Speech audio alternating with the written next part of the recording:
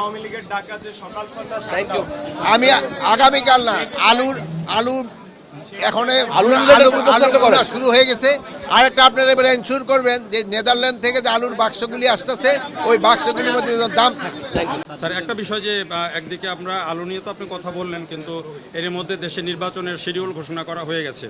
আপনি জানেন যে 5 আগস্টের যে ঘটনা, তারপরে থানাগুলো লুট হয়েছে, এখনও অনেক অস্ত্র উদ্ধার হয়নি। এই অবস্থাতে বাংলাদেশে যে এবং সব থানাগুলো ফুল ফাংশন না, সেই ক্ষেত্রে নির্বাচনে আমি এইটা বলবো না। আমি এখন বলবো যে দেখেন যে পেঁয়াজের যে দামটা, একদিনে পেঁয়াজের দাম 35 টাকা বেড়ে গেল। এটা কিভাবে সম্ভব? এটা এই যে ধরেন যে মোবাইলের যুগে এই কারো কারসাজিতে কিন্তু পেঁয়াজের দাম বেড়ে গেছে। কি আরে বলুন কি? এটা এই যে ধরেন যে মোবাইলের যুগে এই কারো কারসাজিতে কিন্তু পেঁয়াজের দাম বেড়ে গেছে। शाबाश बेटा, बहुत बढ़िया मुन्ना। ভাই একটা প্রশ্ন করছে, এটা আমি আরেকদিন উত্তর দিই। স্যার নির্বাচনের শিডিউল হয়ে গেছে স্যার।